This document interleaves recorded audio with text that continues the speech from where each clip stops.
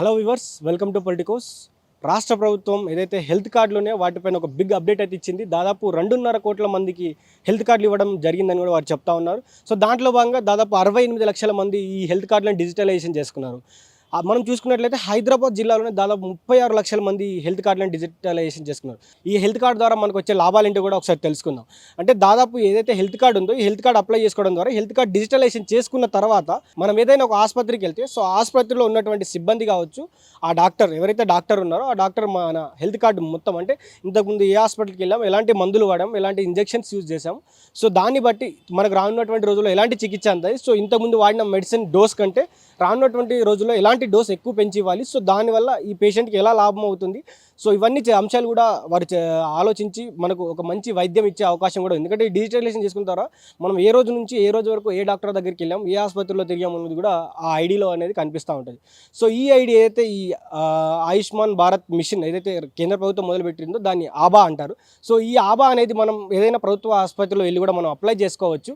So అదేవిధంగా ఒకవేళ ప్రభుత్వ ఆసుపత్రుల్లో మీకు వీలు కాని ఎడల కూడా మీరు ఏదైతే గవర్నమెంట్ వెబ్సైట్ అయితే ఆయుష్మాన్ భారత్ మిషన్ వెబ్సైట్ ఏదైతే ఉందో abdm.gov.in ఈ వెబ్సైట్కి వెళ్ళి కూడా మీరు అప్లై చేసుకోవచ్చు. సో అప్లై చేసుకున్న తర్వాత దీన్ని డిజిటలైజేషన్ చేసుకున్న తర్వాత మీరు ఏ రోజుకి ఎక్కడికి వెళ్తారో కూడా డే టు డే అప్డేట్ అనేది దాంట్లో వచ్చేస్తూ ఉంది. సో ఏదైతే ఈ ఐడి ఉందో ఈ ఐడి దాదాపు 14 అంకెల ఐడి అనేది మీకు వస్తుంది. ఎందుకంటే ఏదైతే ఆధార్ కార్డు కావచ్చు, అటు డ్రైవింగ్ లైసెన్స్ కావచ్చు, ఇవి కూడా 14 ఐడీలు ఉన్నాయి కాబట్టి సో ఇది కూడా 14 ఐడీలో ఒక యూనిక్ కార్డు అనేది మీకు ఇస్తారు.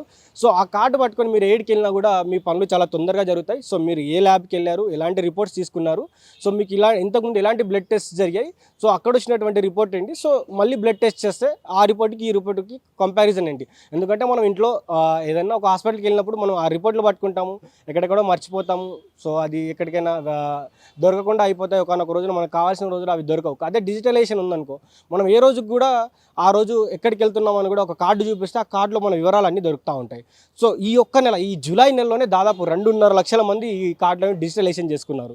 అదేవిధంగా మనం చూసుకున్నట్లయితే ఈ డాక్టర్లు ఎవరైతే ఉన్నారో మన కార్డ్ని చూసి మనం ఇంతకుముందు ఏం చేసామో, ఎక్కడి నుంచి ఈ మందులు తీసుకున్నామని కూడా వారి దగ్గర ఒక ప్రాపర్ డాటా అనేది ఉంది. మనకు ఏ రోజైనా మన హెల్త్ పాడైన రోజు కూడా అటు రాష్ట్ర ప్రభుత్వం దగ్గర కావచ్చు, ఇటు ఏదైతే వైద్య వ్యవస్థ దగ్గర మన రిపోర్ట్స్ అన్నీ చాలా పకడ్బందీగా ఉంటాయి. అదేవిధంగా ఏదైతే మనం ఇంతకుముందు చూసుకున్నట్లయితే ఈ ప్రభుత్వ ఆసుపత్రిలో మనకు ఒక రోజు ఒక ఓపీ కావాలంటే దాదాపు గంటల కొద్దీ నిలబడాల్సిన అవసరం ఉంది.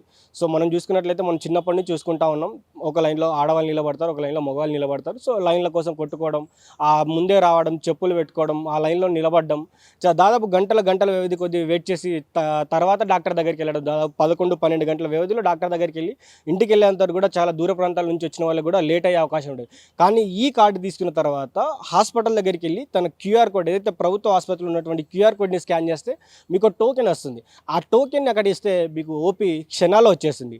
మీరు ఈ టోకెన్ని ఆసుపత్రికే వచ్చి అప్లై చేయాలంటే లేదు, ఈ ఏదైతే క్యూఆర్ కోడ్ని ఒక్కసారి మీ ఫోన్లో ఫోటో తీసుకుంటే మీ ఇంటికి వెళ్ళి కూడా మీరు ఏ రోజు రావాలనుకుంటున్నారో ఆ రోజు మీరు వచ్చి ఈ టోకెన్ అనేది కూడా స్కాన్ అక్కడ మీ టోకెన్ నెంబర్ చెప్తే మీకు చాలా క్షణాల్లో మీకు ఓపీ వచ్చేస్తుంది. అంటే ఇక్కడ ఈ ఏదైతే ఆయుష్మాన్ భారత్ ఏదైతే ఆబా అకౌంట్ ద్వారా మీకు చాలా తొందరగా మీ పనులన్నీ సులువుగా అయిపోతాయి. మీ సమయం కూడా వృధా కాదు. మీరు ఏ రోజైనా హాస్పిటల్కి రావచ్చు, ఎప్పుడైనా వెళ్ళొచ్చు.